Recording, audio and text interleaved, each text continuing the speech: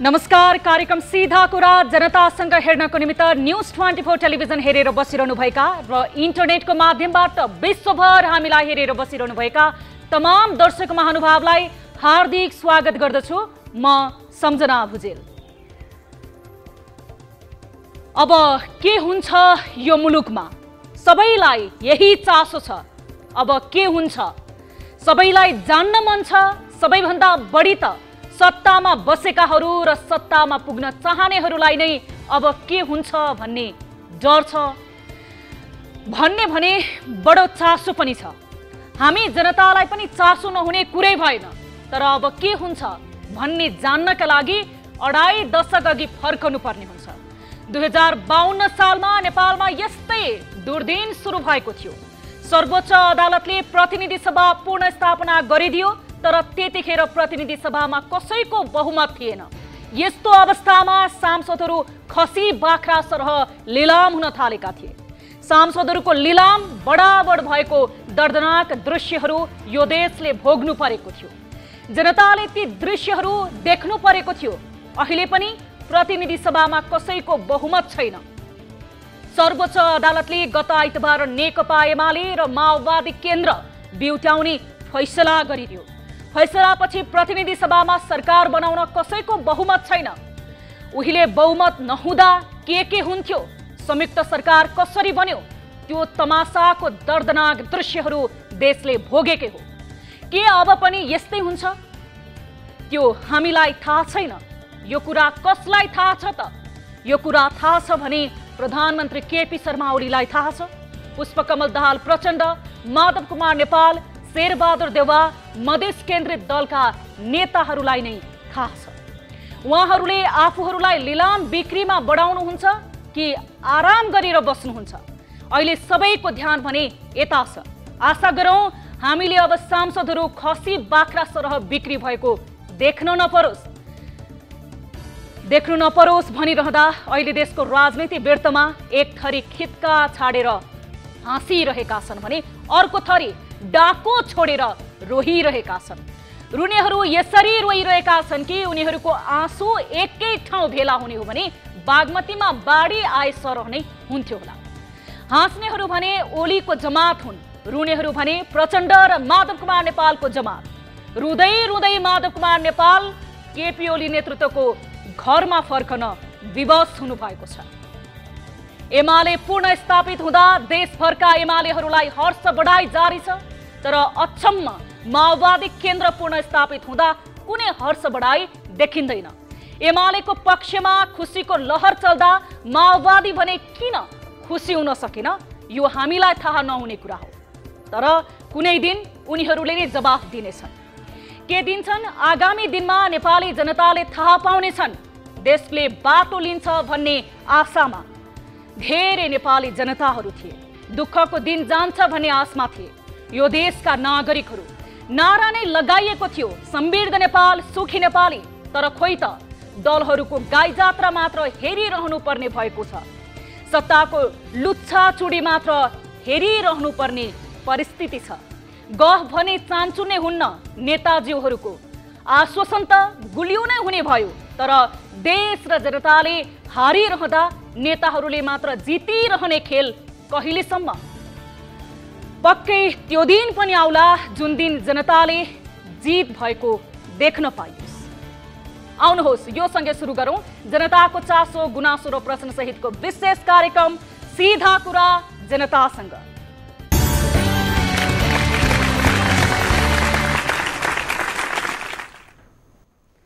दर्शक महानुभाव, स्वागत छ कार्यक्रम सीधा कुरा जनतासँगमा। आजको श्रृङ्खलामा पनि हामीले विविध समसामयिक विषयवस्तुहरूलाई समावेश गरेका छौँ। आज हामीले नेकपा जुन सर्वोच्च अदालतले विघटन गरिसके पछाडि राजनीतिक वृत्तमा भएको परिवर्तन र उतार चढावको विषयमा कुराकानी गर्नेछौँ। यस विषयमा हामी खिमलाल भट्टराई, नेता नेकपा एमालेका हुनुहुन्छ, उहाँसँग हामी टेलिफोन सम्पर्कमा कुराकानी गर्ने प्रयास गर्नेछौँ। र यसै गरी डिभिजन 1 कार्यालयका कर्मचारीले घुस लिएको विषय आजको कार्यक्रममा रहेको छ। चितवनबाट हाम्रा टिभी जर्नलिस्टले यसलाई पठाउनु भएको हो। डिभिजन वन कार्यालयका कर्मचारीले घुस मागेको अडियो सहितको हामी यो रिपोर्ट कार्यक्रममा समावेश गर्नेछौँ र यस अलावा कार्यक्रममा हामी हुम्लामा आकाशमुनि पढ्न विवश बालबालिकाहरूको एउटा रिपोर्ट पनि समावेश गर्नेछौँ। त्यसैगरी हामीले यसभन्दा अगाडि केही दिन अगाडिको कार्यक्रममा एउटा विषय उठाएका थियौँ, अछामकी तुलसी तिमल सिन्हा, जसलाई उनको श्रीमानले भारतमा लगेका थिए, चरम यातना दिएका थिए। माइतीसँग सम्पर्कमा नआएकी ती तुलसीको उद्धार भएको छ। यो फलोअप रिपोर्ट पनि आजको कार्यक्रममा समावेश गर्नेछौँ। यस अलावा तपाईँ दर्शक महानुभावको प्रत्यक्ष सहभागिता पनि गराउन चाहन्छौँ। भाइबर मार्फत र टेलिफोन सम्पर्क मार्फत हामीसँग जोडिन सक्नुहुनेछ। सबैभन्दा पहिला कार्यक्रमको सुरुवात गरौँ ताली र गालीबाट। यसअघि हामीले उठाएको विषय थियो नेकपाको आधिकारिकता विवादबारे सर्वोच्च अदालतले गरेको निर्णयलाई कसरी लिनुहुन्छ भन्ने प्रश्नमा मत जाहेर गर्नुपर्ने थियो, जसमध्ये 81.5% अर्थात् 1390 जनाले तालीमा र 18.95% अर्थात् 325 जनाले गालीमा मत जाहेर गर्नुभएको छ। गाली र तालीको लागि आजको विषय के नेकपा एमाले र माओवादी केन्द्रबीच एकता अझै सम्भव छ? सम्भव छ भनेले तालीमा र छैन भनेले गालीमा भोट गर्न सक्नुहुनेछ। भोटिङ सुरु हुन्छ अबबाट। हाम्रो पात्रोको एप्लिकेसनमा जानुहोस् र ताली र गालीमा भोट गर्नुहोस्। यदि हाम्रो पात्रोको एप्लिकेसन डाउनलोड गर्नुभएको छैन भने प्ले स्टोरमा गएर हाम्रो पात्रो एप्लिकेसन डाउनलोड गर्नुहोस् र ताली र गालीमा सार्वजनिक महत्त्वको विषय र आम जनसरोकारको विषयमा आफ्नो प्रतिक्रिया र विचार राख्दै मत जाहेर गर्न सक्नुहुनेछ। आजको पहिलो र विशेष रिपोर्ट रहेको छ नेपालको कानुन दैवले जानुन्। यो नेपाली उखान निकै चर्चित छ। अहिले त्यस्तै यस्तै भएको छ। निर्वाचन आयोगले एमाले र माओवादी केन्द्रको एकतापछि बनेको नेपाल कम्युनिस्ट पार्टी भन्ने नामको दल दर्ता भयो।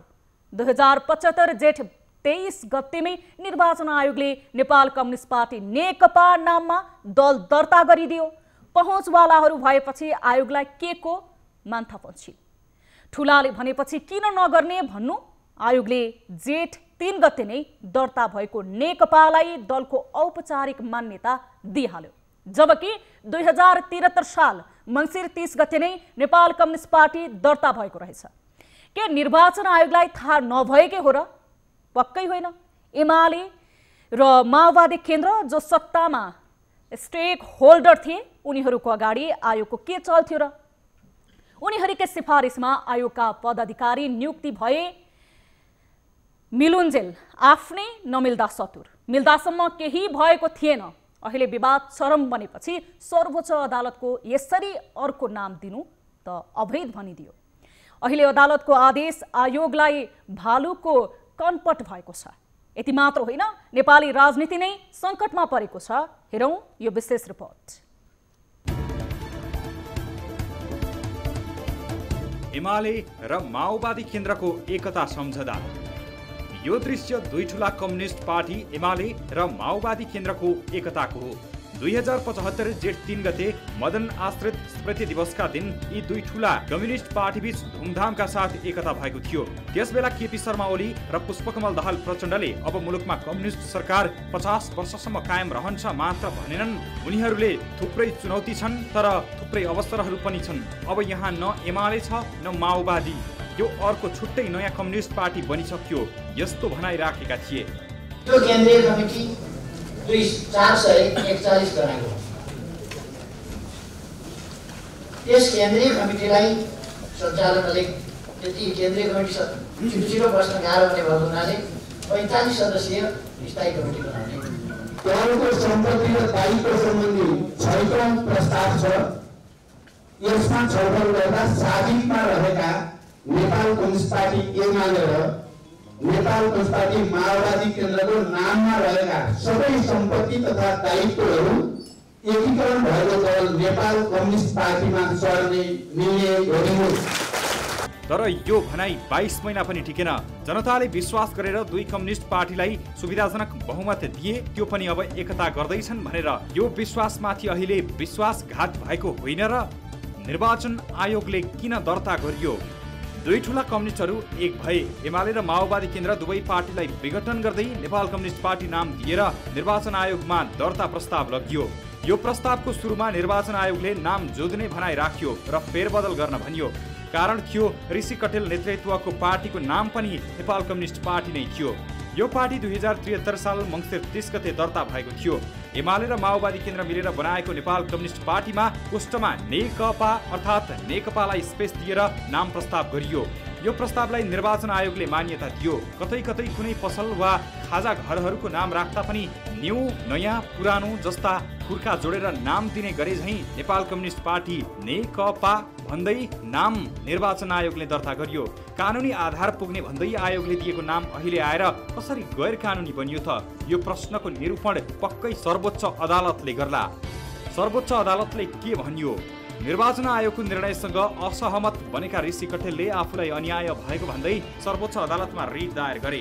2075 मङ्सिर 21 गते कटेलले दायर गरेको रिटको सुनवाई निकै लम्बियो। भर्खरै फागुन 23 गते अर्थात् गत आइतबार सर्वोच्च अदालतले नेपाल कम्युनिस्ट पार्टी र कोष्टमा राखिएको नेकपाको द्रव्य एकै हुने भएकाले यी नाममा समानता रहेको सर्वोच्चले निष्कर्ष निकालियो र भनियो एमाले र माओवादी केन्द्रको एकताबाट बनेको नेपाल कम्युनिस्ट पार्टी नेकपा बदर गर। रिटमा माग भएको भन्दा एक स्टेप अघि बढेर अदालतले भनिदियो नेकपा बदरसँगै एमाले र माओवादी केन्द्र पुरानै अवस्थामा रहन्छ। उब्जिएका आशंकाहरू। 2 वर्षपछि मात्र ऋषि कटेलको रिटको फैसला किन गरियो? त्यो पनि सत्तारूढ रहेको नेपाल कम्युनिस्ट पार्टी फुटको संघारमा पुग्दा। निर्वाचन आयोगले आधिकारिकता विवाद नटुङ्ग्याउनु, अर्कोतिर सर्वोच्चले यही मौकामा कटेल सहितको नेकपा विवाद सल्टाउनु, त्यसमा पनि रिट निवेदकले दाबी गरे भन्दा बाहिर पुगेर एमाले र माओवादी केन्द्र स्वाभाविकै अवस्थामा फर्काउने गरी आदेश आउनुलाई स्वाभाविक मान्न सकिने आधार छैन। त्यसैले पनि सत्ता र शक्ति कहीँ कतै प्रयोग भएको त होइन भन्ने आशंकालाई बल पुर्याएको छ।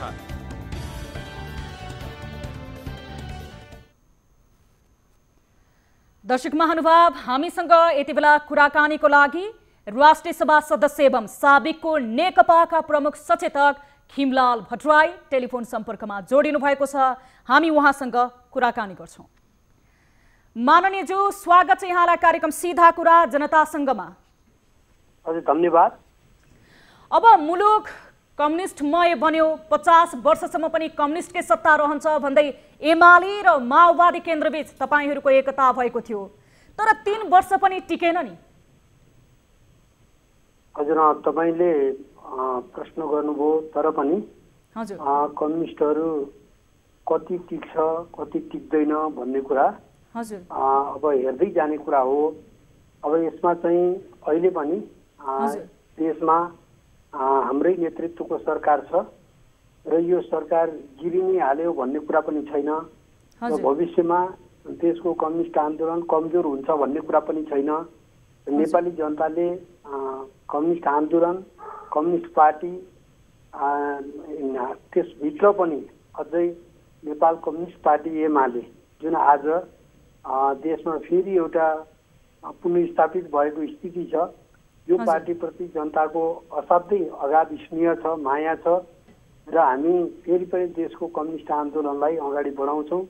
जनताको माया र स्नेह जुन छ यसलाई लिएर अगाडि बढ्छौँ। तपाईले बताइरहनु भयो देशमा कम्युनिस्टकै सरकार छ र यसो भन्दैमा यति बेला त्यति धेरै कम्युनिस्टहरूको एकताबद्ध पनि महसुस गरेका छैनन् सर्वसाधारणले। अब यो सर्वोच्चको निर्णयपछि एमालेतिर अनि माओवादीतिरै हो कि एकताको सम्भावना अझै छ? यसमा अहिलेको लागि चाहिँ नि नेकपा एमालेतिर माओवादी केन्द्रतिर हुने स्थिति चाहिँ देखा परिराखेको छ। हजुर, अब यो हामीले चाहिँ नि देशमा कम्युनिस्ट आन्दोलनलाई एउटा एकीकरणको प्रक्रियाबाट अगाडि बढाउन चाहेको हो। दुईटा ठुला पार्टीहरूलाई मिलाउन पनि चाहेको हो, कोसिस गरेको हो, तर परिस्थितिले त्यो चाहिँ सार्थक परिणाममा पुग्न सकेन। तर पनि भविष्यमा फेरि पनि कम्युनिस्ट आन्दोलन एकीकरणको प्रक्रियाबाट नै अगाडि बढ्छ। वस्तुगत ढङ्ग, वस्तुगत आधारमा विचार सिद्धान्तको आधारमा सङ्गठनात्मक हिसाबले एकीकरणको प्रक्रियालाई अगाडि बढाउने गरी नै यो अगाडि बढ्छ। तर हिजो जुन एकीकरणको प्रक्रिया यसमा पनि दुईटा ठुला कम्युनिस्ट पार्टीहरू एक गराउने जुन हाम्रो एउटा चाहिँ प्रयास थियो त्यसलाई चाहिँ सार्थक ढङ्गले अगाडि बढाउन सकिएन। अहिले तुरुन्तै चाहिँ अब त्यो सम्भावना छ भन्ने मलाई लाग्दैन। तर पनि कोसिस चाहिँ आफ्नो ठाउँबाट जारी नै रहन्छ। नयाँ सिराबाट नयाँ आधारमा हामी कम्युनिस्ट आन्दोलनलाई एकीकरणको प्रक्रियामा लैजान्छौँ। त्यो प्रक्रिया चाहिँ जारी नै रहन्छ। अब माननीयज्यू केही तपाईहरुकै कम्युनिस्ट नेताहरूको भनाइरहेको छ अब यो एकता तोड्न चाहिँ प्रधानमन्त्री केपी शर्मा ओली नै बढी जिम्मेवार देखिन्छन्। त्यो तर्क दिनेहरू पनि धेरै छन्। अब मुख्य अभिभावकले केही छाडेको भए अथवा एकता जोगिन्थ्यो भन्नेहरू पनि छन्। जिम्मेवारीको हिसाबले अलि बढी दोष ओलीलाई नै जान्छ भन्न सकिन्छ। अब यसमा चाहिँ नेपालको कम्युनिस्ट आन्दोलनलाई एकीकरणको प्रक्रियामा जोड्ने कुरामा चाहिँ अघिल्लो हामी चाहिँ खास गरी 46 साल पछाडि यो एकीकरणको प्रक्रियाले तीव्रता लिएको हो र त्यसको अगुवाई जननेता कमरेड मदन भण्डारीले गर्नुभएको थियो र पछिल्लो अवधिमा तपाईँले हेर्नुभयो भने यो एकीकरणको प्रक्रियालाई अगाडि बढाउने कुराको अगुवाई त्यो एउटा आँटको साथमा चाहिँ त्यसको नेतृत्व कमरेड केपी शर्मा ओलीले गर्नुभएको हो र अहिले पनि हामीले त्यो प्रक्रियालाई अगाडि बढाउँछौँ। हिजो जुन चाहिँ 2075 सालमा 75 सालको जेठ 3 गते जुन दुईटा कम्युनिस्ट पार्टीको एकता भएको थियो त्यो एकतालाई चाहिँ हामीले सार्थक परिणाममा पुर्याउन सकिएन। अब यसको पछाडि को जिम्मेवार छ भन्ने कुरा त जनताले छर्लङ्ग बुझेको स्थिति छ। हाम्रो पार्टी पङ्क्तिले छर्लङ्ग बुझेको छ कसरी यो एकता प्रक्रिया टुट्न गयो, कसरी आफ्नो सरकार आफै भित्रबाट चाहिँ ढाल्ने कसले कोसिस गर्यो भन्ने कुरा यो त घाम जतिकै छर्लङ्ग छ नि। यो कुरा मैले फेरि उब्काउन पर्छ जस्तो मलाई लाग्दैन। तर पार्टी पङ्क्ति र जनताको पङ्क्तिले चाहिँ यो कुरा छर्लङ्ग बुझेको स्थिति छ। किन चाहिँ यो सम्पन्न हुन सकेन भन्ने कुरा त आफ्नो सरकार आफै ढाल्न लाग्ने यो चाहिँ कम्युनिस्ट यो जुन पार्टी एकीकरणको प्रक्रिया हो सङ्गठनात्मक हिसाबले वैचारिक हिसाबले यसलाई समृद्ध बनाउने कुरामा को लागेन, कसले यसलाई डिस्टर्ब गर्यो भन्ने कुरा त छर्लङ्गै छ नि। त्यस कारणले यसलाई चाहिँ मैले बताइरहनु परेन। हजुर, अब तपाईँले भने जस्तो यो आम जनतामाझ पार्टी फुटाउनको लागि अथवा एकता तोड्नको लागि लुकिरहेको दृश्य होइन भनेर बताउनु भएको छ। तर यसमा नेकपा अथवा यति बेला नेकपा सर्वोच्चले भङ्ग गरिसके पछाडि साबिकको एमाले र माओवादीकै नेताहरू सक्रिय हुनुभएको त्यो आम जनतालाई छर्लङ्गै थाहा छ। अब यो सर्वोच्चको जुन निर्णयपछि देशभर देखिएको एमाले कार्यकर्ताहरूको उत्साहको सन्देश चाहिँ के बुझ्न सकिन्छ, यसलाई लिएर के भन्न सकिन्छ? यसलाई चाहिँ पार्टी पङ्क्तिमा यो छलफल भएर त्यति बेला पनि पार्टी एकता चाहिँ भएको थिएन र नेताहरूको बिचको चाहिँ एउटा समझदारीबाट पार्टी एकताको प्रक्रिया अगाडि बढेको थियो। यो चाहिँ यसमा केही कमजोरीहरू थिए भन्ने कुरा त छर्लङ्गै छ। सङ्गठनात्मक हिसाबले, वैचारिक हिसाबले, सैद्धान्तिक हिसाबले जुन एउटा वस्तुगत धरातलमा उभिएर तयारी गरेर यो एकता त्यस हिसाबले अगाडि बढाउन सकेको भएदेखि निश्चित रूपमा अहिले जे जस्ता समस्याहरू देखा परे ती चाहिँ समस्याहरू आउने थिएनन् होला र के खालको समस्याहरू अहिले प्रकट भए र चाहिँ एकता प्रक्रिया नटुङ्गिने ठाउँमा जसरी पुग्यो यसबाट चाहिँ एउटा पीडाको महसुस पार्टी चाहिँ तलसम्मको हाम्रा पार्टी कमिटीहरू जुन थिए, जुन पार्टीको एउटा चाहिँ राम्रो सङ्गठनात्मक संरचनाहरू थियो ती त चल्ने स्थितिमा रहेनन्। ती चाहिँ एक हिसाबले एउटा ठहरावको स्थितिमा रहे।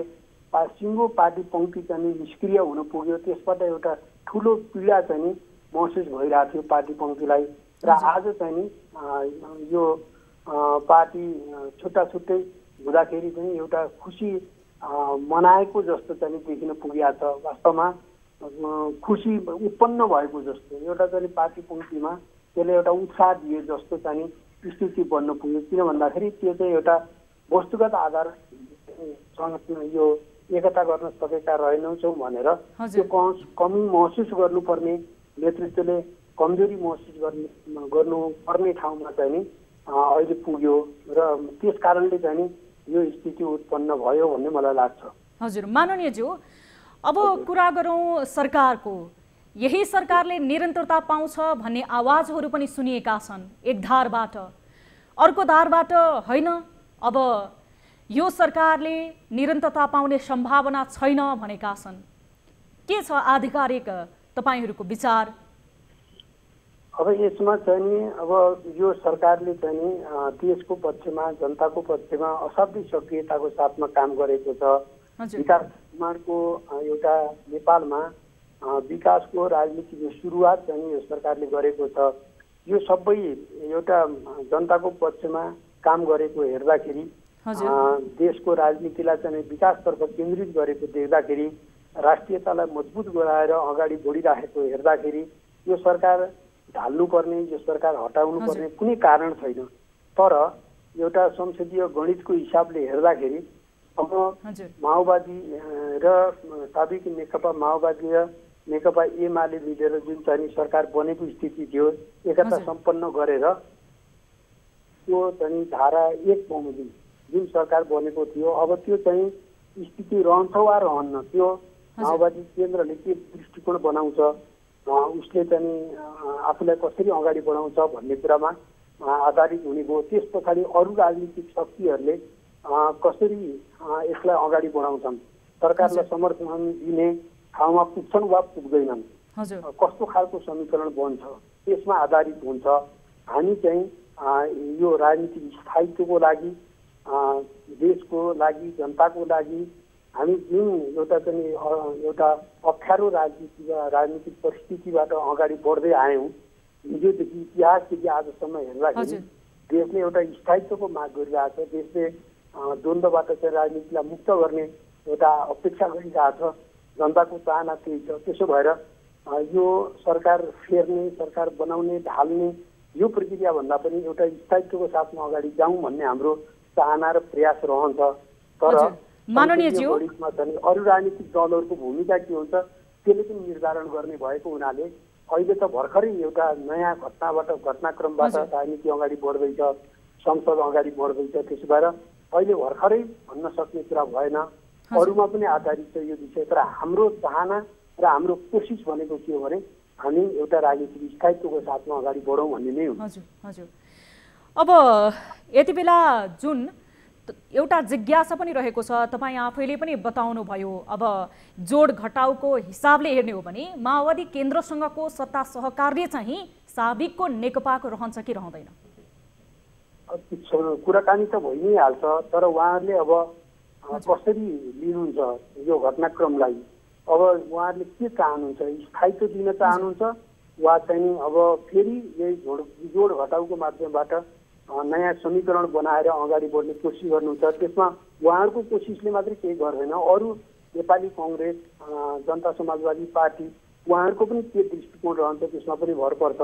त्यसो भएर अहिले भर्खरै यही नै हुन्छ भनेर भनिहाल्ने स्थिति छैन। तर हाम्रो कोसिस मैले तपाईँलाई भने विकासको राजनीतिलाई हामी अगाडि बढाउँ, समृद्धिको यात्रामा जाउँ, देशलाई एउटा स्थायित्व दिएर अगाडि बढौँ भन्ने हाम्रो कोसिस रहन्छ। र आजै पनि हामीले एउटा सबै राजनीतिक दलहरूसँग वार्ता गर्नको लागि एउटा समिति निर्माण भएको छ सुभाष निमाको संयोजकत्वमा। र अब त्यो समितिले सबैसँग चाहिँ वार्ता संवाद र एउटा संवाद गरेर अगाडि जान्छ। अब अरू राजनीतिक दलहरूको चाहिँ के भूमिका हुन्छ, कस्तो निर्णय उहाँहरूले गर्नुहुन्छ त्यसमा चाहिँ भर पर्छ। त्यसो भएर अहिले यही नै हुन्छ भनेर ठोकुवा गर्ने स्थिति चाहिँ बनेको छैन। हजुर, पक्कै पनि माननीयज्यू, अब साबिकको नेकपा र माओवादीले एकता गरेर जुन सपना, जुन स्थायित्व र जुन समृद्धिको कल्पना नेपाली जनतालाई गराएका थिए त्यो पुरा होस्। यहाँलाई समय र जानकारीको लागि धेरै धेरै धन्यवाद। हस्, धन्यवाद। यति बेला हामीसँग नेकपाका नेता खिमलाल भट्टराई टेलिफोन सम्पर्कमा जोडिनु भएको थियो र यति बेला नेकपा सर्वोच्चले भङ्ग गरिसके पछाडि साबिकको एमाले र माओवादी केन्द्रको सत्ता समीकरण कस्तो रहन्छ र अहिलेकै सरकारले निरन्तरता पाउँछ या पाउँदैन लगायतका आम जिज्ञासाको विषयमा हामीले कुराकानी गरेका थियौँ। यति बेला हामीसँग भाइबर मार्फत हाम्रा दर्शकहरू हामीसँग जोडिनु भएको छ, हामी उहाँसँग कुराकानी गर्छौँ। नमस्कार, कहाँबाट तपाईहरु जोडिनु भएको छ? हजुर म्याम नमस्कार, म दुबईबाट। दुबईबाट तपाईहरुको के समस्या होला? दिपेन्द्र केका लागि सम्झिनु भयो? दिपेन्द्र घिमिरे। दिपेन्द्र जी, मैले तपाई लगायत अन्य तपाईको साथीहरूलाई पनि देखिरहेको छु, यति बेला दर्शक महानुभावले नि देखिरहनु भएको छ। के समस्यामा पर्नु भयो तपाईहरु दुबईमा? म्याम के अरे मैले हजुरसँग 2 महिना अगाडि पनि कुरा गरेको थिएँ हैन, हाम्रो यस्तो यस्तो समस्या यसरी दुबई आएको थियो भनेर हजुरसँग पहिले पनि म लाइभ आएर जोडिएको थिएँ। हजुर। अहिलेसम्म हाम्रो कुनै पनि पल भइरहेको छैन म्याम। हजुर। सम्बन्धित निकायसँग पनि तपाईहरुले कुराकानी गर्नुभयो, हामीले पनि गरेका छौं, हाम्रो तर्फबाट प्रयास पहल गरिरहेका छौं। हजुर म्याम, साथीहरुसँग पनि एकपल्ट कुरा बुझिदिनु होला। तपाईहरु कति जना हुनुहुन्छ अहिले? ग्रुपबाट गोविन्द बुढा छ कि? हजुर। हजुर, हाम्रो म्याम धेरै नै समस्या छ अहिले हामीलाई। बस्न लिएर रुम रेन्टदेखि लिएर हामीलाई धेरै समस्या छ। अनि अहिले हामीलाई एकदम समस्या परिरहेको हुनाले जति सक्दो चाँडो हुन्छ उद्धार गरिदिन पाऊँ भनेर हाम्रो यही एउटा मात्रै हजुरहरुसँग माग छ, हामीले जसरी यहाँबाट उद्धार गरिदिनु होला भन्ने। निरन्तर हामीले प्रयास गरिरहेका छौं र सम्बन्धित निकायलाई पनि हामीले यो विषयमा ध्यान आकर्षण गराएका छौं। तपाईहरु अहिले कति जना हुनुहुन्छ? हजुर म्याम, हामीले अहिलेसम्म कतैबाट केही त्यस्तो खालको रेस्पोन्स हामीले पाइरहेको छैनौँ। हामीलाई अहिले जहाँबाट पनि हामीले जुन ठाउँमा हामीले गरिरहेका छौँ त्यो ठाउँबाट कुनै पनि त्यस्तो हुन्छ गर्छौँ भन्ने रेस्पोन्स आएको छैन। अब टाइम लाग्छ, हुँदैछ भन्ने हुन्छ, रेस्पोन्स मात्रै आउँछ। तर हामीले अहिले यहाँनिर चाहिँ धेरै गाह्रो भइरहेछ र हामीले यहाँ कति दिन यसरी बस्नु, हामीलाई अहिले स्थिति हाम्रो यहाँ एकदम नाजुक छ। हाम्रो सबै साथीहरू एकदम नाजुक स्थितिमा छन्, सबै डिप्रेसनको शिकार हुन आँटिसकेका छन्। यहाँनिर धेरै गाह्रो छ म्याम। हजुर, हामीले तपाईहरुको यो विषयमा सम्बन्धित निकायसँग पनि कुराकानी गरिरहेका थियौं र तपाईहरुसँग निरन्तर फलोअप गरिरहेका छौं। अहिले पनि हामी सम्बन्धित निकायसँग कुराकानी गराउनको लागि तपाईहरुसँग लाइभमा जोडिएका छौं। हाम्रो टिमको साथीहरूले तपाईलाई सम्पर्क गर्नुहुनेछ र हामी कार्यक्रम सकिसके पछाडि पनि सम्बन्धित निकायसँग यस विषयमा कुराकानी गर्नेछौं। तपाईहरु आफ्नो आत्मबललाई दह्रो बनाएर राख्नुहोस्, अहिले आफूलाई सुरक्षित राख्नुहोस्। हामी तपाईहरुको लागि, तपाईहरुको समस्या सम्बोधनको लागि निरन्तर प्रयास गरिरहेका छौं। म्याम, हाम्रो पनि हेर्नु न धेरै समस्या छ। अब धेरै भइसक्यो, 26-27 मिनेट हामी यहाँ बसिरहेका छौँ, पनि कन्ट्याक्ट गरिरहेका छौँ, तर उहाँहरूबाट पनि त्यस्तो राम्रो रेस्पोन्स आएको छैन। अनि हामीले गर्न सकिने ठाउँसम्म हामीले गर्ने प्रोसेसहरुसँग गरिरहेका छौँ, तर हामीबाट कुनैमा पनि राम्रो प्रोसेस आएको छैन। हामी खाली जसले पनि भन्छ टाइम लाग्छ, पर्खिँदै गएर हामीलाई धेरै गाह्रो छ। यहाँनिर हामीलाई बस्न खान हामीलाई धेरै समस्या छ। न हामी बाहिर हिँडडुल गर्न सक्छौँ राम्रोसँगले। भिजा सकेकै नै 4 महिना भइसक्यो। हजुर, हामी तपाईहरुको विषयमा सम्बन्धित निकायको ध्यान आकर्षण निरन्तर गराइरहेका छौं र फेरि पनि उहाँहरूलाई हामी सम्पर्क गर्नेछौं र तपाईहरुको समस्या सम्बोधनको लागि हामी निरन्तर प्रयास गर्नेछौं। केही समय धैर्य गरिदिनु होला, हामी निरन्तर तपाईहरुसँग जोडिरहनेछौं। दर्शक महानुभाव, यति बेला दुबईबाट हामीसँग वैदेशिक रोजगारको सिलसिलामा दुबईमा पुग्नुभएका र त्यहाँ भिसा सकिएको 4 महिनासम्म यति बेला बस्नुभएका र विभिन्न समस्या झेलिरहनुभएका नेपाली दाजुभाइहरू जोडिनु भएको थियो। यसरी वैदेशिक रोजगारीको सिलसिलामा विभिन्न ठाउँमा पुगेर अल्पत्र अवस्थामा बस्न विवश छन् नेपाली दाजुभाइ तथा दिदीबहिनीहरू। हामीले उहाँहरूको यो समस्या सम्बोधनको लागि विभिन्न सम्बन्धित निकायसँग समन्वयनको प्रयास गरिरहेका छौं र निरन्तर गर्नेछौं। उहाँहरूको यो समस्यालाई हामी सम्बन्धित निकायसँग कुराकानी गरेर सम्बन्धित निकायलाई ध्यान आकर्षण गराएर सकेसम्म छिटोभन्दा छिटो उहाँहरूको उद्धार र उहाँहरूको समस्याको समाधानको प्रयास गर्नेछौँ। अब लागौं आजको अर्को विषयतर्फ। घुस खान पल्केका राष्ट्रसेवक कर्मचारीहरूले जनतालाई कुन हदसम्म दुःख दिन्छन् भन्ने उदाहरण हेर्न डिभिजन वन कार्यालय चितवन पुगे हुने भएको छ। 7.5 क्युफिट काठसहित समातिएको एउटा गाडी छुटाइदिने भन्दै डिभिजन वन कार्यालयका कर्मचारीले गाडीवाला व्यक्तिसँग 1,50,000 घुस मागेका छन्। घुस दिन नमाग्दा 1 वर्ष अघिदेखि उनको गाडी डिभिजन वन कार्यालयको परिसरमा थन्किएको छ। पक्राउ परेको काठको 10,500 रुपैयाँ बिगो कायम गरिएको छ, जबकि संशोधित वन ऐन 2076 मा 2 लाख बिगोसम्मको मुद्दाको फैसला गर्ने अधिकार वन कार्यालयलाई नै दिएको हुन्छ। तर जसरी पनि घुस खाने नियत राखेर मुद्दा फैसला नगरी वनका कर्मचारीहरू गाडी धनीलाई दिनसम्म दुःख दिइरहेका छन्। दुःख पाएका गाडी धनी घुस नदिई अदालत गए। वन कार्यालय स्वयंले हेर्ने यो मुद्दामा अदालतले पनि गाडी लिलाम गर्ने आदेश दिएको छ। तर 2 महिनादेखि वन कार्यालयमा गाडी लिलाम गर्न पनि आनाकानी गरिरहेको छ। चितवनबाट टिभी जर्नलिस्ट केदार शर्माले पठाएको यो रिपोर्ट हेरौं। घुस नदिए गाडी कुहाइदिने धम्की। डिभिजन वन कार्यालय चितवनका कर्मचारीले सेवाग्राहीलाई धम्क्याएरै घुस रकम माग्ने र रकम नदिए काम नहुने भन्दै दुःख दिने गरेको तथ्य फेला परेको छ। गत वर्षको माघ 9 गते कालिका नगरपालिका स्थित गैरीबारीमा 7.5 क्युफिट काठ सहित समातिएको गाडी छुटाइदिने भन्दै सेवाग्राही समक्ष घुस मागेको अडियो हामीलाई प्राप्त भएको छ। गणेशराज शर्माको ना 5/2678 नम्बरको गाडी उक्त दिन तरकारी लिन भन्दै शक्तिखोर बोलाइएको थियो।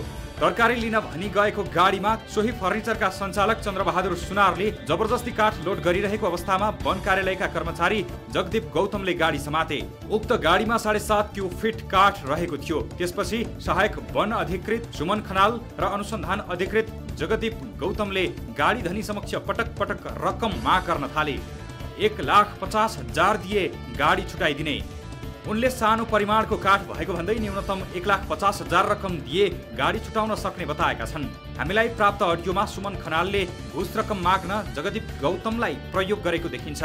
उनीहरूले सेवाग्राही मार्फत सोझै रकम नपाउने भएपछि प्राप्त रकम वकिलदेखि अन्य कर्मचारीलाई समेत दिनुपर्ने धम्कीपूर्ण भाषा प्रयोग गर्ने गर्छन्। तपाईको अहिले मैले 1,50,000 दिने भनेको कुरा त यो त धेरै गाह्रो लाग्छ सर मलाई त। मेन सरले भन्नु हो जुन अबको यो प्रक्रिया जुन छ नि हजुर तपाईँको वकिलदेखि लिएर अब हजुर अरू कर्मचारीहरू स्टाफहरूदेखि लिएर हजुर फिल्डमा खटेका अरू कर्मचारीहरूदेखि लिएर मुजुरका लगायतका अरू मान्छेहरू हरेक कुराहरू यताउति हजुर विभिन्न शहरमा विभिन्न पात्रहरू भन्ने हिसाबले त्यसरी चाहिँ गर्नुभयो। होटलमा बोलाएर घुसको बार्गेनिङ। सहायक वन अधिकृत सुमन खनालले न्यूनतम 1,50,000 मा सबै काम गरिदिने भन्दै भरतपुरको एक होटलमा बोलाएर रकम मागेका छन्। 1 घण्टा लामो कुराकानीपछि कार्यालय प्रमुख सुमन खनालले कर्मचारी जगदीप शर्मालाई न्यून रकम लिए पनि 1,50,000 चाहिने भन्न लगाएका छन्। यो पनि सुन्नुहोस्।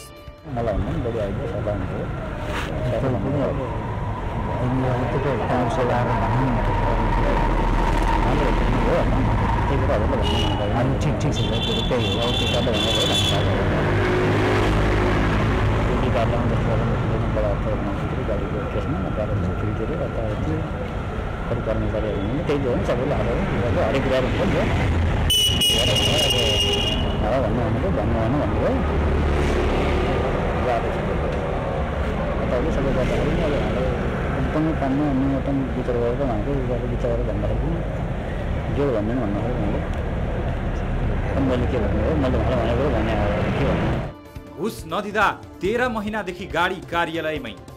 यता गाडी धनी गणेशराज शर्माले भने आफूसँग पटक पटक खाजा खाने बहानामा बोलाई पैसा दिए गाडी छुटाइदिने आश्वासन दिएको बताए। गाडी धनी शर्माले घुस रकम दिन इन्कार गरेपछि 13 महिनासम्म उनको गाडी वन कार्यालयको नियन्त्रणमै छ। उनको गाडीमा 10,500 रुपैयाँ बिगो बराबरको काठ रहेको छ। सामुदायिकबाट समातेर आएको हुन्छ भने कहिले प्रहरीबाट हुन्छ, कहिले हाम्रो आफ्नै गस्तीमा समातिएको हुन्छ होइन। त्यसको आफ्नो हाम्रो बननको विधि विधान अनुसार हामी मुद्दा दायर गर्छौँ भने त्यो अग्निको हकमा जस्तो अदालत जाने हकमा पनि विधि विधान त त्यही हुने भयो, तर हाम्रो दायर गर्ने निकाय मात्रै फरक हुने भयो। तर त्यसमा के हुन्छ भने जस्तो हामीले कुनै पनि मुद्दाको अनुसन्धानको सिलसिलामा हामीले अनुसन्धान गर्दाखेरि जे जति अनुसन्धानहरू गर्छौँ त्यो अनुसन्धानहरूको सम्पूर्ण निचोडसहित हामीले जिल्ला सरकारी वकिल कार्यालयमा मुद्दाको निकासाको लागि पेश गर्छौँ, निर्णय निकासाको लागि। त्यसपछि निकासा भएर आइसकेपछि अनि डिभिजन वन कार्यालयको हकमा डिभिजन वन कार्यालय, अदालतमा जाने हकमा अदालतमा गएर मुद्दा दायर गर्ने प्रक्रिया छ। संशोधित वन ऐन 2076 मा यस्तो छ व्यवस्था। संशोधित वन ऐन 2076 ले वन कार्यालयले 2 लाख बिघोसम्मको काठ भएको खण्डमा आफै फैसला गर्न पाउनेछ। तर वन कार्यालयले घुस रकम नपाएकै कारण शर्मालाई दुःख दिने नियतले फैसला गर्न चाहेन। उता उक्त वन कार्यालयका सूचना अधिकारी आफैले 2 लाखसम्मको बिघो भएमा वन कार्यालयले नै फैसला गर्ने बताउँछन्। वनको कर्मचारीहरूले मसँग पैसाको बार्गेनिङ सुरु गर्नुभयो। उहाँहरूले पैसाको बार्गेनिङ सुरु गरिसकेपछि मैले उहाँहरूले मागेको पैसा दिन नसकेपछि अनि उहाँहरूले चाहिँ गाडी चाहिँ सिज गर्ने प्रक्रियातिर लाग्नुभयो र उहाँहरूले 10 महिना हुँदा पनि गाडी मलाई दिने अवस्था नभएको हुनाले दिने चासो पनि राख्नु भएन। केही बुझ्दा हामीलाई केही थाहा हुँदैन, यो माथिको कुरा हो भन्ने कुरा गर्नुभयो। त्यस पछाडि म बाध्य भएर अदालत गएँ। अदालतले चाहिँ मलाई बिलामी प्रक्रिया अगाडि बढाएर चाहिँ गाडी दिनु भन्ने चाहिँ खालको फैसला गरेर मैले त्यो चिठी वन कार्यालयमा म आफै लगेर दिएको। आज 2-2.5 महिना हुँदा पनि वन कार्यालयले मलाई कुनै जानकारी गराएको छैन अहिलेसम्म। अदालतको आदेश पनि लत्याइयो। कानुनमा डिभिजन वन कार्यालय आफैले फैसला गर्ने उल्लेख भए तापनि वन कार्यालयले फैसला नगरेपछि 10 महिनापछि शर्मा आफ्नो गाडी वन नियम कानुन अनुसार छुटाइदिनु भनी चितवन जिल्ला अदालत पुगे। अदालतमा नगई वन कार्यालय आफैले गर्ने क्रममा अदालतले लिलाम गरिदिनु भन्दै वन कार्यालयलाई पत्र पठाइसकेको छ। तर यता वन कार्यालयलाई पत्र प्राप्त भएको 2 महिना बिते पनि मन्त्रालयमा चिठी पठाएको भन्दै गैर जिम्मेवारीपूर्ण जवाफ दिँदै आएको छ। जबकि अदालतको पत्रलाई बेवास्ता गर्दा फेरि पनि आर्थिक कुरामै वन कार्यालय अड्किएपछि उनीहरूको घुस खाएरै छाड्ने नियत छर्लङ्ग भएको छ। यसरी 2 लाख कम बिघो भएको विषयमा शर्मा जस्तै धेरैजनाले वन कार्यालयबाट दुःख पाउँदै आएका छन्।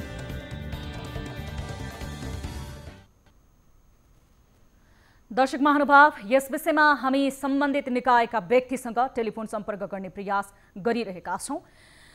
यति बेला राष्ट्र सेवक कर्मचारी जो राष्ट्रबाट सेवा र सुविधा बुझ्छन् तर त्यही राष्ट्रको सेवा गर्न बसेका कर्मचारी आम उपभोक्तासँग सेवाग्राहीसँग पनि घुस माग्छन्।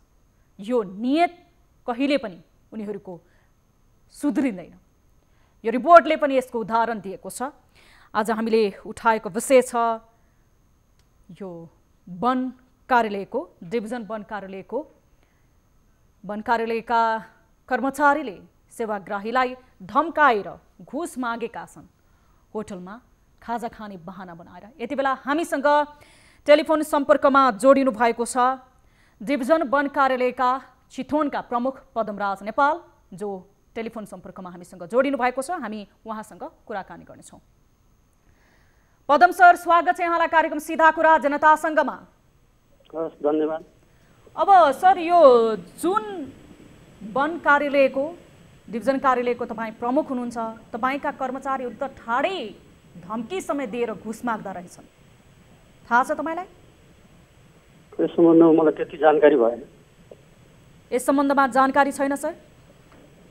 मलाई त्यस्तो जानकारी भएन। होइन हजुर। अब कार्डसहित नियन्त्रणमा लिएको एउटा गाडी 13 महिनादेखि तपाईँको कार्यालयमा छ। त्यो गाडी छुटाउन 1,50,000सम्म घुस मागिएको छ। यो पनि तपाईँलाई जानकारी छैन? तपाईँ प्रमुख हुनुहुन्छ। वन ऐनअनुसार नियमअनुसार चाहिँ कारबाहीको लागि चाहिँ त्यो पेश भएको हो। हजुर। त्यस गाडीमा चाहिँ कारबाही भइरहेको छ। अन्य कुराहरू चाहिँ नियमअनुसार भइरहेको छ। सर, अनि तपाईँले त भर्खरै जानकारी छैन भन्नुभयो। होइन, कर्मचारीले मागेको पैसा मागेको भन्नुभयो। त्यस्तो कुरोमा जानकारी छैन मलाई। 1,50,000 रुपैयाँ घुस मागेको अडियो रिपोर्ट हामीले यति बेला प्रसारण गरेका छौँ। तपाईँको नेतृत्वमा त्यहाँ कस्ता खालका नियत भएका कर्मचारीले काम गरेका छन् सहजै अनुमान लगाउन सकिन्छ। तपाईँले ती कर्मचारीहरूलाई सोधपुछ गर्नुभएको छ? तपाईँले भनेको केस चाहिँ आउनुभन्दा पहिलाको केसको कुराहरू गर्नुभयो। हजुर। त्यो केस चाहिँ आउनुभन्दा पहिले चाहिँ घटेको घटनाहरू हो। हजुर। त्यसको नियमअनुसार कारबाही भइरहेको छ। हजुर। यदि त्यस्तो किसिमको चाहिँ आयो भने मैले नियमअनुसार कारबाही गर्छु। हजुर। तपाईँ कार्यालयमा प्रमुख भएर आउनु भएको कति समय भयो सर? करिब 1 वर्ष भयो। यो घटना कहिले घटेको? यो घटनामा आउनुभन्दा पहिला हो। तपाईँ त्यहाँ आइसके पछाडि फेरि पनि बारम्बार ती कर्मचारीले सेटिङमा घुस मागिरहेका छन्। यो हालचालैको अडियो रेकर्ड र रिपोर्ट हामीले प्रसारण गरेका हौँ। त्यस्तो रहेछ भने नियमअनुसार कारबाही हुन्छ। त्यसो भने नियमअनुसार कारबाही हुन्छ सर? हुन्छ। कारबाही तपाईलाई जानकारी थिएन कि अथवा तपाईलाई जानकारी भएर पनि बताउन नखोज्नु भएको सर? मलाई त्यो सम्बन्धमा त्यस्तो जानकारी छैन, कसैले डिटेलमा मलाई जानकारी गराएको थिएन। हजुर, अडियो नै सार्वजनिक भएको छ सर यति बेला। अब मैले भनिसकेँ यहाँलाई मैले भनिसकेँ त्यो अनुसार भएछ भने म नियमअनुसार कारबाही अगाडि बढाउँछु। सर, अब 2 लाख बिघो बराबरको मुद्दा संशोधित वन ऐनले वन कार्यालयले नै हेर्ने अधिकार दिएको छ सरकारले कानुनी रूपमा। तर तपाईहरूले न मुद्दा हेर्नुभयो न गाडी नै फिर्ता गर्नुभयो। तपाईहरूको अधिकारभित्र यो पर्छ कि पर्दैन सर? यो मुद्दा कसरी अदालतसम्म पुग्यो? पीडितको यही गुनासो छ। होइन, त्यसको लागि उहाँले जुन चाहिँ पुनरावेदन गर्नुभएको थियो, पुनरावेदन अनुसार हामीले चाहिँ कारबाहीको लागि अगाडि बढाएका छौँ। हजुर, निर्देशनालयबाट त्यो निकासबाट आएपछि हामीले चाहिँ कारबाही अगाडि बढाउनेछौँ। विरामको लागि विराम प्रक्रिया अगाडि बढाउनेछौँ। हजुर सर, तपाईलाई जानकारी गराउँ सर, यो तपाईको जुन कार्यालयमा सहायक वन अधिकृतको रूपमा काम गर्नुहुन्छ सुमन खनाल र अनुसन्धान अधिकृत हुनुहुन्छ जगदीश गौतम, जसले पटक पटक रकम मागेको अडियो छ, सेवाग्राहीसँग सेटिङ मिलाउनुहुन्छ। उहाँहरूलाई अब तपाईँ छानबिनको दायरामा ल्याउनुहुन्छ, के गर्नुहुन्छ? अवश्य ल्याइन्छ। अब ल्याउनुहुन्छ? तपाईलाई भर्खरै मात्र जानकारी भएको हो कि हाकिम साहब योभन्दा अगाडि पनि जानकारी थियो? मैले यहाँलाई भनिसकेँ, पटक पटक भनिसकेँ होइन। यहाँले जुन जानकारी गराउनु भयो, अब कारबाहीको दायरामा हामी अगाडि बढाउँछौँ। के गर्न सकिन्छ गर्छौँ। अब तपाईलाई अहिलेसम्म जानकारी नै विस्तृत रूपमा नभएको जस्तो छ, तर बारम्बार हामीले नामै किटान गरेर भनिरहेका छौँ। सहायक वन अधिकृत हुनुहुन्छ जो सुमन खनाल र अनुसन्धान अधिकृत हुनुहुन्छ जगदीश गौतम, जसले घुस मागेको अडियो हामीसँग छ, रिपोर्ट छ। सेवाग्राहीले त्यति दुःख भोगिरहेका छन्। अब तपाईहरूलाई तपाईहरूकै कार्यक्षेत्रमा काम गर्ने कर्मचारीले घुस लिएको, उहाँहरूको नियत बिग्रिएको, होटलमा पुगेर सेवाग्राहीसँग घुसको बार्गेनिङ गरेको थाहा छैन भन्नुहुन्छ कि तपाईहरू पनि मिलेमत छ? यसलाई मैले अघि भनिसकेँ होइन। मैले नियमअनुसार आउने कुराहरू शङ्का गर्ने ठाउँ रह्यो सर। छानबिन गर्छु, छानबिन गरेर कारबाहीको दायरामा अगाडि बढाउँछु। कहिलेबाट छानबिन सुरु गर्नुहुन्छ सर? अब हुन्छ। अब भन्नाले कहिलेबाट? तुरुन्तै। भोलिबाट गर्नुहुन्छ? हुन्छ। तपाईले औपचारिकताको लागि आम दर्शकहरूले हेरिरहनु भएको टेलिभिजनका दर्शकहरूलाई यो प्रतिबद्धता जनाउनको लागि लाइभ कार्यक्रममा जोडिएको छु भनेर भन्नको लागि मात्र जवाफ नदिनुस्। मैले यहाँलाई भनिसकेँ, कार्यान्वयन हुने तरिकाले जवाफ दिनुस् सर। मैले पटक पटक भनिसकेँ यहाँलाई होइन। हजुर, छानबिनको दायरामा लिएर आउँछु भनेर भनिसकेको छु त यहाँलाई। अब यसरी तपाईलाई नेसनल टेलिभिजनमा आफ्नै कर्मचारीले घुस खाएको अडियो सुनाउनु पर्दा, त्यस पछाडि तपाईँको कर्मचारीहरूको नाम हामीले भनिरहनु पर्दा, त्यस्तो संस्थाको, त्यो प्रतिष्ठाको संस्थाको तपाईँले नेतृत्व गरिरहनु भएको छ, नैतिक रूपमा प्रश्न उठिरहेको छ, कस्तो महसुस गरिरहनु भएको छ सर? यहाँलाई मैले अघि नै भनिसकेँ होइन। अब छानबिनको दायरामा ल्याउँछु भनेर भनिसकेँ त मैले अघि नै। अहिले भन्दा अलिक कुरा के गरौँ मैले यहाँलाई? हस्, तपाईँले पटक पटक छानबिनको दायरामा लिएर आउँछु भनेर भन्नुभएको छ। यसको हामी निरन्तर फलोअप गर्नेछौँ। त्यो किसिमका भ्रष्टाचार नगरिकन नहुने, दाम चढाई र मात्र काम गर्न पल्केका ती कर्मचारीहरूलाई तपाईँले छानबिनको दायरामा लिएर आउनुहोस् र कानुनी कठघडामा उभ्याउनुहोस्। हस्, धन्यवाद। समय र जानकारीको लागि धेरै धेरै धन्यवाद। दर्शक महानुभाव, यति बेला हामीसँग जोडिनु भएको थियो डिभिजन वन कार्यालय चितवनका प्रमुख पदमराज नेपाल, जहाँ का कर्मचारीले निरन्तर सेवाग्राहीसँग सेटिङमा घुस मागिरहेका छन्, होटलमा समेत बोलाएर बार्गेनिङ गर्छन्। तर पदमराज सरलाई यो विषयमा विस्तृत जानकारी छैन भन्नुभयो, तर उहाँले पटक पटक हामीलाई प्रतिबद्धता जनाउनु भएको छ कि यसबारे म छानबिन गर्छु, भोलि नै बाट सुरु गर्छु भनेर। यस विषयलाई हामी निरन्तर फलोअप गरिरहनेछौँ। अहिलेको लागि भने कार्यक्रम सीधा कुरा जनतासँगमा एकैछिन छोटो ब्रेक।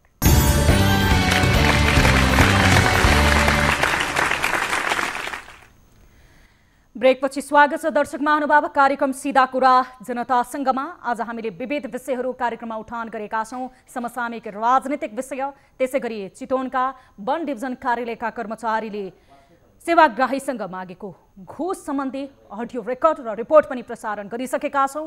अब लाग्छौँ अर्को महत्त्वपूर्ण विषयतर्फ। मुलुकको ग्रामीण भेगको अवस्था अझै सुध्रन सकेको छैन। जहाँ पनि अभाव छ र ग्रामीणवासीहरू पनि त्यही अभावसँग सम्झौता गर्न विवश छन्। प्रकृतिको सुन्दर उपहार कर्णालीले आधुनिक सुख सुविधाको पहुँचबाट बाहिर रहेको मुलुकको अर्कै भूगोल चाहिँ व्यवहार भोग्दै आएको छ। हरेक क्षेत्रमा अभाव भोग्दै आएका यहाँका विद्यार्थीहरूले समेत यस्तै अभावसँग जुझ्दै अगाडि बढ्दै आएका छन्। यही कर्णालीभित्र पर्ने हुम्लाको एक विद्यालयका विद्यार्थीहरू खुल्ला आकाशमुनि अध्ययन गर्न विवश भएको वर्ष दिन बितिसकेको छ। विद्यालय भवन बनाउन रकम पनि कर्णाली प्रदेश र सङ्घीय सरकारबाट गइसकेको छ, तर त्यो विद्यालय भवन बनाउन भने गएको रकम गाउँपालिकाको खातामा थन्किएर बसेको छ। विद्यार्थीको भने बिजोग कायमै छ। हुम्लाबाट हाम्रा टिभी जर्नलिस्ट जनक बहादुर साईले पठाएको यो रिपोर्ट हेरौँ। खुल्ला चौरमा ढुङ्गाको बेन्च बनाएर पढ्छन् विद्यार्थीहरू। 2076 साल साउन 31 गते आएको बाढीले हुम्ला स्थित ताजाकोट गाउँपालिकामा रहेको धर्मोदय माध्यमिक विद्यालयको भवन भत्किँदा विद्यार्थीहरू खुल्ला आकाशमुनि पढ्न विवश छन्। एक वर्षदेखि खुल्ला आकाशमुनि पठन पाठन गर्दा न त विद्यालयसँग जोडिएको ताजाकोट गाउँपालिकाले हेरियो न त सरोकारवाला निकायले नै। भवन अभावमा खाली चौरमा ढुङ्गाको बेन्च बनाएर विद्यार्थीहरू बस्न बाध्य भएका छन्। बाढीले विद्यालय भवन भत्काएपछि प्रदेश र मुख्यमन्त्री सहितको टोली राहत लिएर सम्बन्धित स्थलमा पुगे, तर विद्यालयको अवस्था भने जस्ताको तस्तै छ।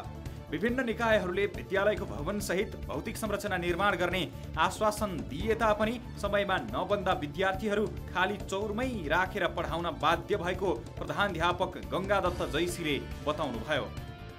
सङ्घीय सरकार र प्रदेश सरकार अब गाउँपालिका गरेर 90 लाख जति बजेट त छुट्याइएको छ, तर अब यो स्थानको विषयमा कतै सार्ने कि भन्ने विषयमा छलफल भयो अस्ति यो गएको मङ्सिरमा पुसमा। अनि त्यहाँ सहमति हुन सकेन। अब कसैले माथि लाने भन्छन्, कसैले तलतिर लाने भन्छन्, अब कसैले फेरि यहीँ बनाऊ भनेर पनि बोलिरहेका छन्। त्यही भएर स्थानको फिक्स नभएको हुनाले अहिलेसम्म बनाउन सकिएन। केही भवनहरू त स्थान क्लियर भएको खण्डमा तुरुन्तै बनाउन सकिन्छ। बजेट पुग्यो तर गाउँपालिका विद्यालय भवन बनाउनै मान्दैन। हुन त ताजाकोट गाउँपालिकामा विद्यालयको भवन बनाउन बजेट पुगिसकेको छ। विद्यालय भवन निर्माणका लागि कर्णाली प्रदेश सरकारबाट 50 लाख र सङ्घीय सरकारबाट 40 लाख गरी 90 लाख रुपैयाँ गाउँपालिका पुगिसकेको छ। तर गाउँपालिकाले भवन बनाउन तदारुकता नदेखाउँदा विद्यार्थीहरू खुल्ला आकाश मुनि पढ्न बाध्य भएका छन्। केही कक्षाका विद्यार्थी भवनमा, केही चौरमा। कक्षा 6 देखि 12 सम्म अध्यापन हुने यस विद्यालयमा निकै टाढाका विद्यार्थीहरू डेरा नै लिएर अध्ययन गर्दै आएका छन्, जसमा 450 विद्यार्थीहरू रहेको यस विद्यालयमा बर्खा महिना लाग्ने बित्तिकै अर्थात् पानी परेको बेलामा पढाइ बन्द गर्नुपर्ने अवस्था छ। विद्यालय भवनको अभावमा कक्षा 8 देखि 10 सम्मका विद्यार्थीले कक्षा कोठामा बसेर अध्ययन गर्ने अवसर पाए पनि कक्षा 6, 7, 11 र 12 मा अध्ययनरत विद्यार्थी भने खुल्ला आकाशमुनि बसेर अध्ययन गर्नुपर्ने बाध्यतामा छन्। बाहिर चौरमा बसेर पढिरहेको छौ, किन हो यसरी चाहिँ? हाम्रो यहाँ बाढी पहिरोले गर्दा भवन भित्केर स्कुलको हालत त्यस्तै छ, स्थानीय सरकारको गतिलो छैन। सँगै छ गाउँपालिका कार्यालय, तर विद्यालयको बिजोक देख्दैन। विद्यालय भवनसँगै ताजाकोट गाउँपालिकाको कार्यालय पनि सँगै छ, तर सँगै रहेको विद्यालय भवन बनाउनतर्फ गाउँपालिकाको ध्यान नजाउनु उदेक लाग्दो विषय बनेको छ। ठुलो सङ्ख्याका विद्यार्थीले कष्टपूर्ण अध्ययन गरिराख्दा पनि विद्यालय भवन बनाउन आएको रकम किन थन्क्याएर राखेको हो भन्दै विद्यार्थी र अभिभावक प्रश्न गर्न थालेका छन्।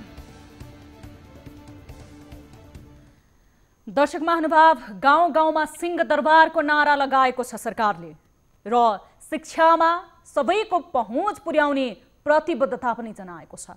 कानुनले सबैलाई समान शिक्षाको व्यवस्था गरेको छ, तर अहिले पनि कर्णालीका धेरै विद्यार्थीहरू विद्यालयको भवन बिना र त्यहाँ प्राविधिक सामान बिना नै पढ्न विवश छन्। कहिले पुस्तक पुग्दैन, कहिले विद्यालयको भवन बन्दैन, तर सरकारले विनियोजन गरेको बजेट भने फ्रिज भएर बस्छ। त्यही बजेटलाई समेत विनियोजन गरेर व्यवस्थित विद्यालय र विद्यार्थीको पठन पाठन बनाउन सक्दैन, त्यो वातावरण निर्माण गर्न सक्दैन स्थानीय सरकार। यस विषयमा हामीले कुराकानी गर्न खोजेका थियौं ताजकोट गाउँपालिका हुम्लाका अध्यक्ष बागदल मल्ल। उहाँले हाम्रो टिमका साथीले भर्खरै टेलिफोन सम्पर्क गर्दा उठाउनु भयो, तर विषयवस्तु थाहा पाए पछाडि फोन स्विच अफ गर्नुभएको छ। हुन त उहाँलाई यति बेला निन्द्रा लाग्ने समय पनि भयो होला। विद्यार्थीहरू खुल्ला आकाशमुनि पढ्छन्। उहाँको गाउँपालिकाको खातामा प्रदेश सरकार र सङ्घीय सरकारले विद्यालय र विद्यार्थीको गुणस्तरीय शिक्षाको लागि दिएको बजेट फ्रिज भएर बसेको छ, तर उहाँलाई आनन्दको निन्द्रा लागिरहेको छ। यति बेला हामीले उहाँलाई टेलिफोन सम्पर्क गर्न खोज्दा उहाँले फोन अफ गर्नुभएको छ, तर यस विषयमा हामी निरन्तर फलो गरिरहनेछौँ। स्थानीय सरकार मातहत यति बेला जति पनि विद्यालयहरू छन् त्यो विद्यालयको अनुगमन, विकास, निर्माण, संरक्षण सबै स्थानीय सरकारलाई दिएको छ, तर स्थानीय सरकारको उदासीनता यो किसिमको छ। करिब 4 वर्ष पुग्न लागिसक्यो स्थानीय सरकार आएको, तर अनुभूति गर्न पाएका छैनन् न ती स्थानीयले, न अभिभावकले, न त विद्यार्थीले। जो विद्यार्थीहरू कठाङ्ग्रिदो जाडोमा पनि खुल्ला आकाशमुनि पढ्न विवश छन्। पाठ्य सामग्री कहिले पुग्छ पुग्दैन थाहा छैन, तर खुल्ला आकाशमुनि पढ्न ती विवश विद्यार्थीहरूले देशको मेरुदण्डको रूपमा अन्य सहरी क्षेत्रमा बोर्डिङ स्कुलमा पढेका विद्यार्थीहरूसँग कसरी प्रतिस्पर्धा गर्न सक्छन्? अनि किन पछि पर्दैन कर्णाली? कर्णालीलाई पछि पार्नको निम्ति त्यहाँका बुद्धिजीवी बनाउँदा र त्यहीका जनताले निर्वाचित गरेका जनप्रतिनिधिहरूको पनि उदासीनता देखिन्छ। हामीले यस विषयमा कुराकानी गर्न खोजिरहेका थियौँ, उहाँ टेलिफोन सम्पर्कमा जोडिनु भएको छैन। हामी यस विषयलाई निरन्तर फलो गरिरहनेछौँ। अब लागौँ अर्को विषयतर्फ। कार्यक्रम सीधा कुरा जनतासँगमा हामीले अछामको पञ्चोलीबल विनायक नगरपालिका वडा नम्बर 1 की तुलसी तिमल सिन्हाको कथा प्रस्तुत गरेका थियौँ। बाबुआमालाई थाहै नदी भागेर मङ्गलसेन नगरपालिका वडा नम्बर 6 का भारत भण्डारीसँग विवाह गरेकी तुलसीले आफ्नै श्रीमानबाट चरम यातना भोग्दै आएकी थिइन्। गत मङ्सिरमा भरतसँगै रमाउँदै आएकी पुणे भन्ने ठाउँसम्म पुगेकी उनले आफ्नो जीवनसाथीबाट यति ठुलो धोका पाइन् र लामो समयदेखि चरम यातनाको शिकार बनिरहन् निरन्तर। तुलसीलाई उनका आफन्तले नै श्रीमानले कुटपिट गरेको दृश्य उनको परिवारसँग पुर्याएका थिए। विदेशी भूमिमा आफ्नी छोरीमाथि भइरहेको चरम अन्यायको दृश्य देखेर विक्षिप्त बनेका तुलसीका बुबा शिवराज तिमल सिन्हा र काका अर्जुन तिमल सिन्हा हाम्रो कार्यालयसम्म आइपुगेका थिए। त्यसपछि कार्यक्रममा हामीले तुलसीको कथा प्रस्तुत गरेका थियौँ र खुसीको कुरा यति बेला तुलसीको सकुशल उद्धार भएको छ, अर्थात् उनी त्यो पीडा र यातनाको भुमरीबाट उम्किन सफल भएकी छिन् र नेपाल आइपुगेकी छिन्। टिभी जर्नलिस्ट गोविन्द कुवरले तयार पारेको यो फलोअप रिपोर्ट हेरौँ। पतिको पीडा आमालाई सुनाउँदा तुलसी भइन् बेपत्ता। आमालाई श्रीमानले कुट्ने पिट्ने गरेको गुनासो सुनाएको केही दिनपछि तुलसी बेपत्ता भएकी थिइन्।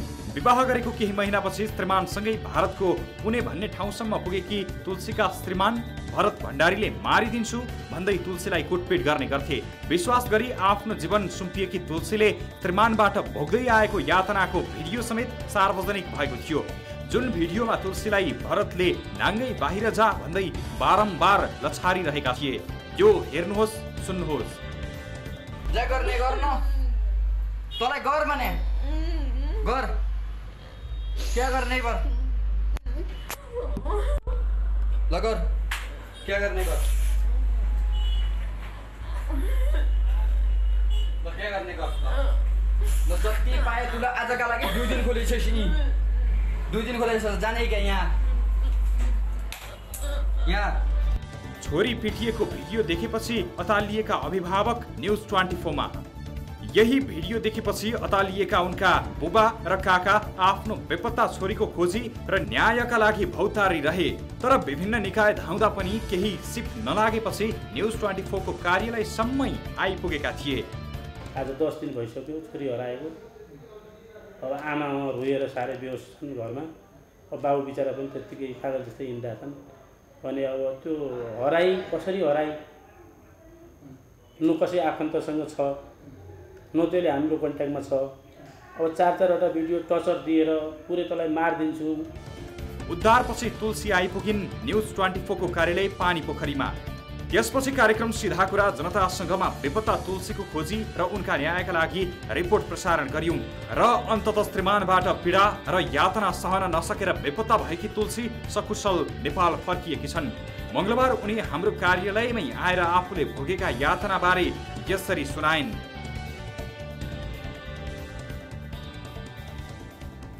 लास्ट अवस्था भएपछि म त्यहाँबाट धेरै पिट्न थाल्यो अनि यहाँ मर्नभन्दा नेपालतिर मरौँला जहाँ अन्तै मरौँ भने। किनभने मैले उसलाई लभ म्यारेज भएको थियो नि त, माइतीको ढकढकाउनु र यहाँनिर आएपछि यस्तो गर्नु त मलाई मर्नु जस्तो हो नि त। मैले त्यस्तै सोचेर धेरै मैले कुटै सहेको थिएँ कि उसको, अनि धेरै पीडाहरू सहेर बसिरहेको थिएँ।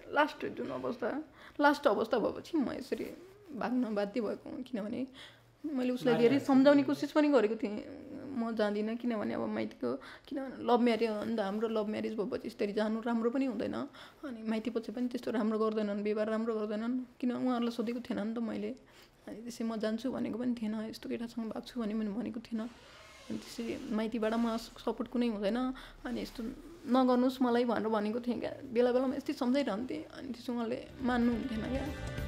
खुसीको बहार फर्कियो तुलसीको परिवारमा। यता छोरी हराएको खबर पाएदेखि अतालिएका तिमल सिन्हा परिवार तुलसी सकुशल नेपाल फर्किएपछि खुसी भएका छन्। साथै छोरीको उद्धारको लागि न्युज 24 ले ठूलो सहयोग गरेको भन्दै हाम्रो कार्यालयमै आएर तुलसी र उनका काका अर्जुन तिमल सिन्हाले धन्यवाद समेत दिएका छन्। त्यो भिडियो हेर्दा त्यसले टर्चर दिएर पिटेको भिडियो हेर्दा बाँचेकी छ भन्ने आश नै थिएन। त्यही भएर त हामीले सबैसित हारगुहार गरेका थियौँ। सबै तपाईँहरूले पनि सहयोग गरिदिनुभयो, तपाईँहरूलाई पनि धन्यवाद। अरू सम्पूर्ण जसले सहयोग गरेर सबैलाई धन्यवाद दिन चाहन्छु, किनकि आज हाम्रो छोरी जिउँदी आई भन्नु खुसी लाग्यो। नर्कबाट उम्किएको अनुभूति भएको तुलसीको भनाइ, विवाह गरेको केही दिनमै मदिरा सेवन गरी कुटपिट मात्रै गर्नु तुलसीका श्रीमानको बानी भइसकेको थियो भने तुलसीका लागि यो सबै सहनु बाध्यता। तुलसीले आफू सकुशल परिवार सामु पुग्दा नर्कबाट उम्किएको अनुभूति गरेकी छन्।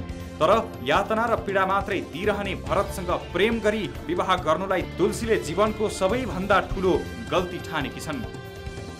के गर्न सक्छस् भन्ने पनि यस्तो खालको पनि उसले मलाई धम्की दिएको थियो, के गर्न सक्छस् यताउता। किनभने मेरो पनि लाइफ हुन्छ नि एउटा, सबै म सोच्छु कि मेरो लाइफ सबै ड्यामेज भयो, म बाँच्नु र मर्नुमा कुनै अर्थ छैन भन्ने लाग्छ। अब तुलसीले यी सबै विगतलाई बिर्सिएर नयाँ जीवन बाँच्ने अठोट कसेकी छन् र यसका लागि उनको परिवारको पनि साथ रहनेछ। तर तुलसीको जस्तो यातना, अन्याय र पीडा कसैले भोग्न नपरोस्।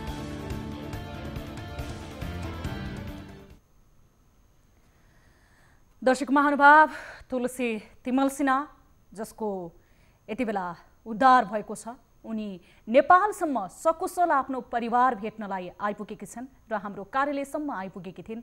हामीले यो रिपोर्टलाई फलोअप गरिरहेका थियौँ यो विषयलाई, र यति बेला उनी नेपाल फर्किसके पछाडि उनको परिवारमा देखिएको खुसी र चमक बेग्लै थियो। उनका अभिभावक र तुलसी स्वयं हाम्रो कार्यालयसम्म आइपुगेकी थिइन् हामीलाई विश्वास गरेर धन्यवाद भन्नको लागि। यस्ता धेरै तुलसीहरू रहेका छन् जसले जीवनमा कसैलाई विश्वास गरेर, कसैसँग प्रेम गरेर आफ्नो जीवनको अमूल्य क्षण गुमाएर चरम पीडा सहन विवश रहेका छन्। जिउँदै बाँचेर पनि पल पल मरिरहेका यी कयौं तुलसीहरूको यस्ता दुःखदायी समाचारहरू हामीले सम्प्रेषण गर्नु नपरोस्, यही अपेक्षा गर्छौं। आजको लागि भने कार्यक्रम सीधा कुरा जनतासँगको निर्धारित समय सकिन लागेको छ। दर्शक महानुभाव, यदि तपाईहरूले हामीलाई सम्पर्क गर्न चाहनुहुन्छ भने हाम्रो टोल फ्री नम्बर रहेको छ 1660 011 2424 र 98 015 72424 98 011 037 मा तपाईहरूले हामीलाई प्रत्यक्ष रूपमा सम्पर्क गर्न सक्नुहुनेछ। नेपालमा हुनुहुन्छ र तपाईलाई पाएक पर्छ र सम्भव छ भने तपाईँ हाम्रो कार्यालय पानीपोखरी काठमाडौँमा उपस्थित भएर प्रत्यक्ष रूपमा आफ्नो समस्या, जिज्ञासा र गुनासो हामीसँग साट्न सक्नुहुनेछ। थप न्युजको लागि हाम्रो वेबसाइट www.news24nepal.com हेर्न नभुल्नुहोला। साथै तपाईले हामीलाई फेसबुक, ट्विटर र युट्युबमा पनि फलो गर्न सक्नुहुनेछ। यस्तै मोबाइल, भाइबर र इमेलबाट हाम्रो न्युज 24 टेलिभिजनको हेल्पडेस्कमा कुनै समस्या र गुनासो छन् भने हामीसँग साट्न नभुल्नुहोला। हामी सधैँ तपाईहरूसँगै छौँ।